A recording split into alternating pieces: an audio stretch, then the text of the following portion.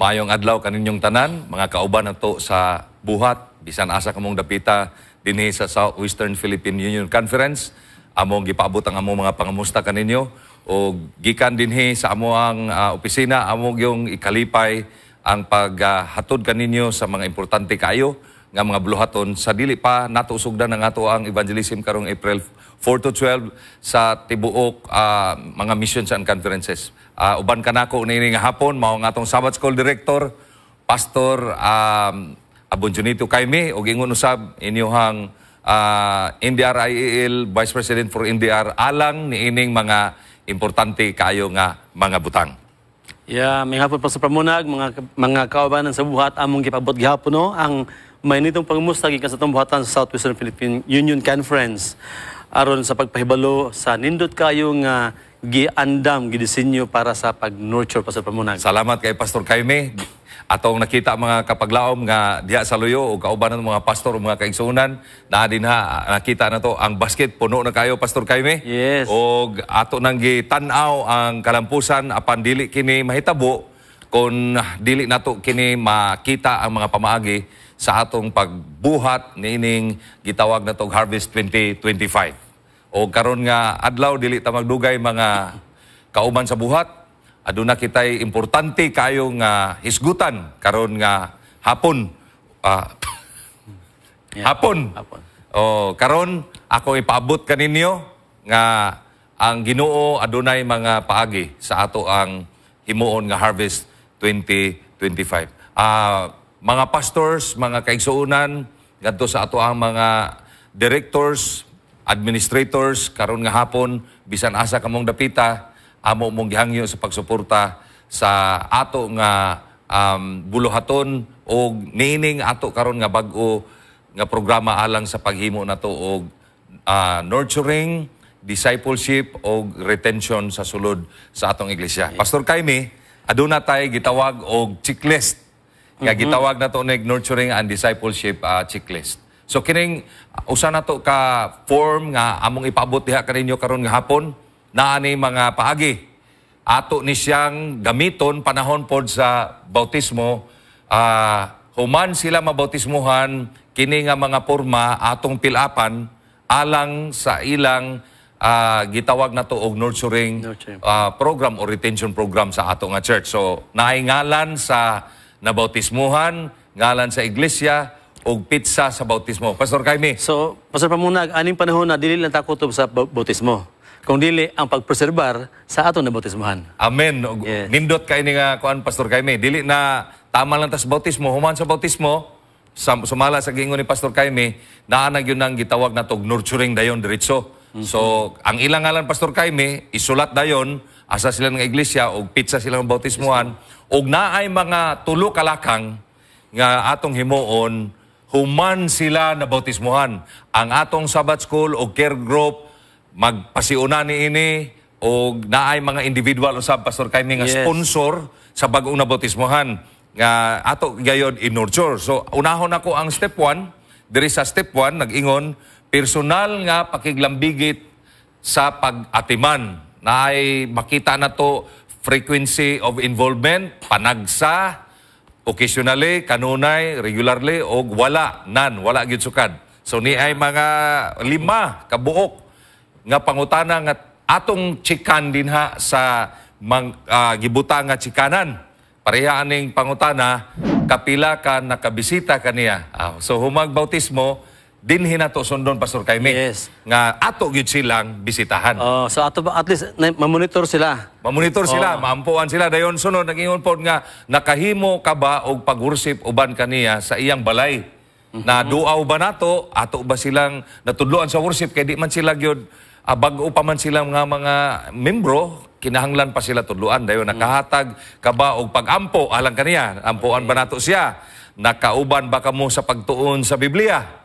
O naapo din na? O ang ikalima, nagpadayon ba ang regular nga pag-follow up alang kaniya? Naay chikanan diha, kanunay, panagsa, o wala. Kini nga mga checklist, sunduno na to ni, nga himuonon sa care group, o sa Sabbath School class, o sa mga sponsor, para mapakita ang atong pag-nurture sa atong bagong na bautismuhan. Yes, no? Ikaduha, Pastor Jaime? So, mga kauban sa buhat, mga kaigsunan, ang ikaduhang lakang kining pag-appeal diha sa simbahan or church involvement activity, no? Bagong na bautismuhan. Sa bagong nabautismuhan. Like for example, ang unang pangutana diha, napadasigan ba siya sa pagsimba human sa bautismo? No, importante kay na. Unya, gipadasigan ba siya sa pag-apil sa mga programa, pagpasakop kaniya sa eskwela sa batika ug ang pagpahiluna kaniya sa care group sa pamunag ni importante kay ni, no? Importante. Parang at least mamatuto siya og magtubo diha sa iyang pagtuo.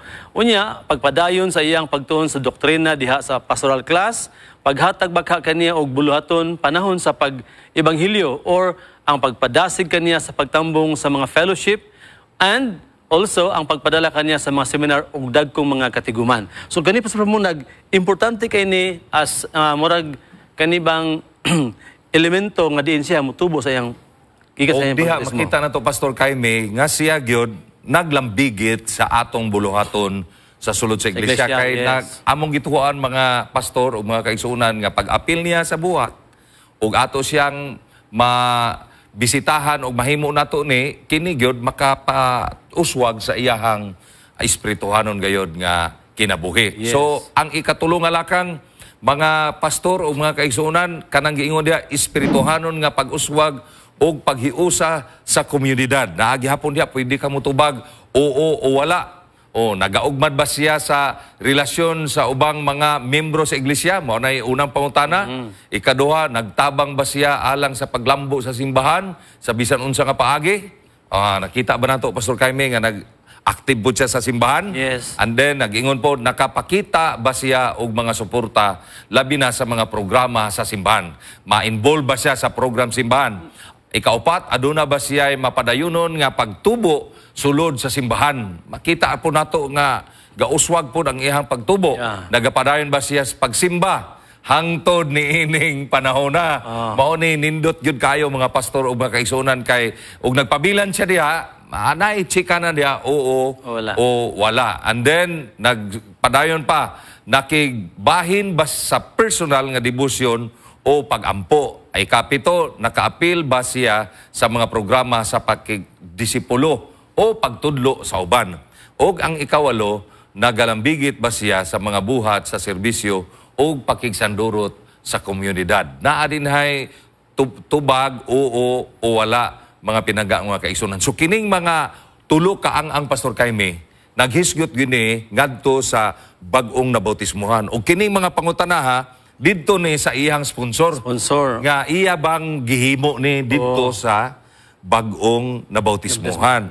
O ang ikatulong halakang Pastor Jaime, warag indicator ni nga kining bagong nabautismuhan na spiritualize na siya, nahimo na siya, na disciple na siya kay makita na nato sa iyahang personal na kinabuhi. Yes. So, kibali, human sa spiritual growth na siya ay community engagement, Amen. no? Involvement. So, mga kaubanan sa buhat, atong tanawon nga, dili ni siya ingon nga, just a program lang, Pastor Pamunag, kundi this is a way of making disciple, no? Pag O, yun, matuto. Pastor Jaime. O dugang pa ana mga igsoon na atay note din sa ubos nag-iyon kini nga talaan gamiton sa care group nga maoy mag-amuma o sa Sabbath school class sa usa ka bag-ong nabautismuhan alang sa pag-atiman, sa pagpaligon alang kaniya ngadto sa pag-alagad nga labing duol sa atong Ginoo ug pagtubo sa sulod sa iglesia. So ngalan sa care group or Sabbath school class or sponsor o kini Pastor Jaime dili lang sumala sa mga ganiha. Dili lang taman ta sa bautismo. Yes. Hangtod ta sa gitawag og nurturing program. Padugang Pastor Jaime mahitungod sa So survey. ang kining instrumento Pastor Pamunag mga kauban sa buhat, ato ni siyang gi-design Pastor Pamunag aron kana bitong malikayan ang kaniadtong mga panghitabo nga human sa bautismo wala na dayon, no? So at least makahimo kita disipulo and at the same time kining na matuto maghimo pud og magtudlo sa uban para mahimong disipulo.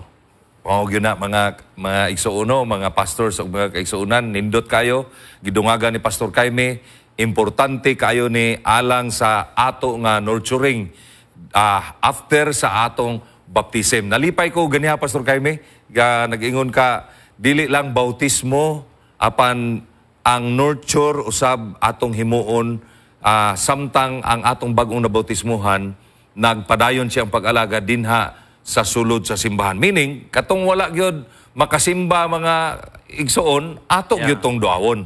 Atong bisitahan, atong ampuan, atong worsipan, ato siyang tudluan, kay aron nga siya magapabilin dinha sa sulod sa atong simbahan. Man. So, mga kauban sa buhat, mga kaigsunan, atong hinumduman nga, ang Harvest 2025, dili lang kutob sa harvest. Kung dili, total member involvement. Amen. TMI, mga igsoon. And then, gipadala na to dinha sa atong circular, mga kauban sa buhat, nga November 1 to 15, mao ka na ang panahon sa pag-survey ngadto sa mga iglesia. So, dinhi sa checklist, Pastor Jaime, makita na to diha April to September. Yes. Gikan sa nabautismuhan karong April padulong sa September, mao'y malambigit ni ining kining checklist nga ato bang himuon ni siya ngadto sa bagong nabautismuhan. O katong nabautismuhan sa January padulong sa March, mga igsoon, pwede gihapon niyo to i-appeal dinhi kay tibuok man ni bulan apan kay gihatag na mo ni sa inyo karon mga Abril, hinaot unta nga ato dayong butangan sa ngalan, ato dayong himuon ang mga buluhaton dinhi. Kay kini pag-abot pod sa September, Pastor Jaime, didto kutob. Yes. Kay pagka October, napay usa ka bulan pod, kay ang bagong nabautismuhan sa October, napay usa ka bulan kung nagpabilin pa pod sila og pagsimba sa time sa October. And then November 1 to 15, mao na mga kapaglaom, mga kaigsuunan ang pag-evaluate. Mahitungod sa evaluation, Pastor Jaime. Yeah, ang plano, Pastor Pamunag, parang dili man tayo nga kaning magduda nila. Ang usa ka distrito, na siguro team sila mo evaluate or mo suta dito sa Picas distrito. O mas maayo pod na. Kay aron malikayan pod nga dili ta mo unay lang sa atong distrito, maka ma-inspired pod ta dito sa uban nga iglesia. Igsoon sakto to, Pastor Jaime, dito sa panahon sa atong evaluation before ana naapatay himuon nga visitation sa mga mission and conference, atong ipatawag ang ato ang Sabbath school o Sabbath school class o care group, mga leaders or ato ang gibutang nato district kanang murag area president or ato ang mga leaders nga ato po sila hangyon nga mo'y maghimo sa atong evaluation. So mga igsoon, ang atong programa hinaot madala na to ni gikan yun sa pagsugod sa wali karong bulana. Daghan pa kaayo mga butang atong himuon, pero as of now mauni ang atong gipaabot aron kamo makabalo ni ini nga checklist ug kini nga programa usab gihangyo namo mo nga atong ipahat sa tanang mga kaigsuunan kay kining tanan naani kalabigitan sa atong pagdisipulo. Pastor Jaime? So mga kauban sa buhat, mga kaigsuunan, among mga panghinaot nga at least ani nga tuig atong sugdan ang kana bitawng murag pamaagi, Pastor Pamunag, mga kauban sa buhat, ang paagi nga diin dili lang ta kutob sa bautismo nga pan all the way through ang atong iglesia mutubo pinagi ni ini nga instrumento. Amen. O ipabot nako katapusan alang ni ini nga instrument, mga igsoon, kini nga instrument maupod ang gamito nato unya sa pag-support sa ato ang financial assistance sa mga churches nga taas og retention rate o retention number dinha sa sulod sa iglesia human nga nabautismuhan. So concrete nga evidence, Pastor Jaime. Okay ra ba ni Pastor Jaime? At least makita nga kana bitawng dili pod makawang ang ilahang paghimo og disipul paningkamot. So wala matay igong panahon, mga kauban sa buhat, mga pastor o mga kaigsuunan, ato ning i-share at paabot na to sa uban ug kining atong checklist maabot sa atong simbahan, ato kining kuanan, Pastor Jaime, sulatan human gyud silang bautismo, sulatan o kinsa tong sponsor nga care group, ihatag ni dito ang papel, kuptan kini nila nga mga papel, giya ni sa ilahang pag-atiman sa bag-o nga membro hangtod moabot gayod ang ato nga gitakda nga panahon alang gayod sa paglantaw unya kung ato bang namintinar o ato bang nahimo ang atong nurturing program. At our end, Pastor Pamunag, mga kaigsunan, mga kauban sa buhat, we will be praying for you and also we will be visiting some of the places, Pastor Pamunag. O salamat, Pastor Jaime. paabot nako kaninyo nga kini nga programa mao kini ang buluhaton sa Dios alang sa ato nga iglesia. Kining tanan alang sa paghimaya kaniya o kami ni Pastor Jaime sumala sa Sicaraya 4:6 naging diha not by might nor by power but by the Spirit of God. Kini atong suportahan kay adunay kalabutan sa kadaugan sa atong Harvest 2025 o God bless ka natong tanan. Congratulations sa inyong preparation. Ang Dios magauban kaninyo. Daghang salamat.